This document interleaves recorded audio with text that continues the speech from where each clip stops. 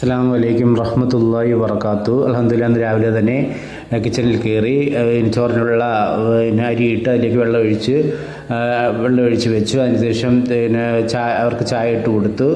അതിനുശേഷം മുട്ടക്കറിയും രസവും പപ്പടവും പൊരിക്കാൻ പറഞ്ഞ് അതിൻ്റെ മുട്ട കുക്കറിലേക്ക് ഇട്ട് വേവിക്കാനായിട്ട് വെച്ചു. അതിനുശേഷം മസാല തയ്യാറാക്കി ഒരു കുക്കറെടുത്ത് അതിലേക്ക് എണ്ണ ഒഴിച്ചു കൊടുത്ത് അതിനുശേഷം എണ്ണ ചൂടായപ്പോൾ ഉലുവ ഇട്ട് കൊടുത്തു. അതിനുശേഷം സവാള ഇട്ട് കൊടുത്ത് ഉപ്പിട്ട് കൊടുത്ത് അത് കഴിഞ്ഞ് ഇഞ്ചി വെളുത്തുള്ളി പേസ്റ്റ് ഇട്ട് കൊടുത്ത് അത് കഴിഞ്ഞ് അത് മൂത്ത് വന്നപ്പോൾ അതിലേക്ക് മുളക് പൊടി, മഞ്ഞൾപ്പൊടി, മല്ലിപ്പൊടി എന്നിവ ഇട്ട് നല്ലോടെ മൂപ്പിച്ച ശേഷം അതിലേക്ക് തക്കാളി ചേർത്ത് കൊടുത്ത് കുറച്ച് വെള്ളം ഒഴിച്ച് അടുപ്പിലേക്ക് വെച്ച് കൊടുത്ത് കുക്കർ അടുപ്പിലേക്ക് വെച്ച് കൊടുത്ത് ആ സമയം കൊണ്ട് ഞാൻ രസം തയ്യാറാക്കി ഒരു ചട്ടി എടുത്ത് അടുപ്പിൽ വെച്ച് അതിലേക്ക് എണ്ണ ഒഴിച്ച് കൊടുത്ത് കടുക് ഇട്ട് കൊടുത്ത് കുറച്ച് ഉലുവ ഇട്ട് കൊടുത്ത് അതിനുശേഷം അത് മൂത്ത് വന്നപ്പോൾ കുറച്ച് ചെറിയ ഉള്ളി അരിഞ്ഞത് ചേർത്ത് കൊടുത്ത് കറിവേപ്പില ചേർത്ത് കൊടുത്ത് വറ്റൽമുളക് ചേർത്ത് കൊടുത്ത് അതിനുശേഷം ഇഞ്ചി പച്ചമുളകും വെളുത്തുള്ളിയും കൂടെ ചതച്ചത് ചേർത്ത് കൊടുത്ത് അതിനുശേഷം ആവശ്യത്തിന് കുരുമുളക് പൊടി, മഞ്ഞൾപ്പൊടി, മല്ലിപ്പൊടി, മുളക് പൊടി എല്ലാം കൂടെ മിക്സ് ചെയ്ത് അതിലേക്ക് ഇട്ട് കൊടുത്ത് അതൊന്ന് മുത്തത് വരക്കി കൈ കൊണ്ടുടച്ച് തക്കാളി ചേർത്ത് കൊടുത്ത് അതിനുശേഷം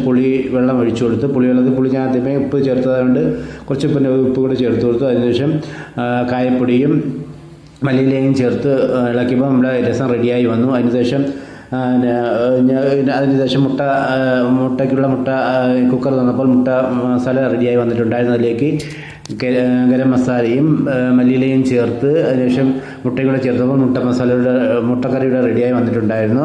അതിനുശേഷം കുക്കർ തുറന്ന് ചോറ് റെഡിയായി വന്നു. കുറച്ച് ചോറ് തട്ടി ഉടച്ച് കൊടുത്ത് അല്ലെങ്കിൽ കട്ടയായി പോകും. അതിനുശേഷം എല്ലാവർക്കും കറികളൊക്കെ ഒഴിച്ച് നിരത്തി വെച്ചു. അതിനുശേഷം പോയി വിശ്രമിച്ചു. അതിനുശേഷം നോർന്ന് നമസ്കരിച്ചു.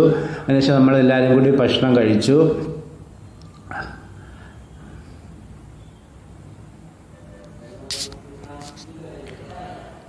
അതിനുശേഷം ഭക്ഷണം പോയി വിശ്രമിച്ചു. അതിനുശേഷം 4 മണിയായപ്പോൾ അവർക്ക് ചായ ഉണ്ടാക്കി കൊടുത്തു. അതിനുശേഷം തക്കാളി ചട്നിയും ഗോതമ്പ് ദോശയായിരുന്നു. അതിലേക്ക് ചട്ടി എടുത്ത് എണ്ണ ഒഴിച്ചു കൊടുത്ത് സവാള ഇട്ട് കൊടുത്ത് ഉപ്പിട്ട് കൊടുത്ത് സവാള പറഞ്ഞു വന്നപ്പോൾ അതിലേക്ക് മുളക് പൊടി ഇട്ട് കൊടുത്ത് അതിനുശേഷം മുളക് പൊടി ഒന്ന് നല്ല മൂത്ത് വന്നപ്പോൾ അതിലേക്ക് തക്കാളി ചേർത്ത് തക്കാളി നല്ല വെന്തുടഞ്ഞപ്പോൾ തീ ഓഫാക്കി അതിനെ റെസ്റ്റ് ചെയ്യാനായിട്ട് വെച്ചു. ആ സമയം കൊണ്ട് ഞാൻ ഗോതമ്പ് മാവിനുള്ള മാവ് തയ്യാറാക്കി എടുത്തു. അതിനുശേഷം തക്കാളിയുടെ മിശ്രണം തണുത്ത് വന്നപ്പോൾ മിക്സി എടുത്ത് അതിലേക്ക് അരച്ച് തക്കാളി ചട്നി ഒരു പാത്രത്തിലേക്ക് ഒഴിച്ച് വെച്ചപ്പോൾ തക്കാളി ചട്നി റെഡിയായി. അതിനുശേഷം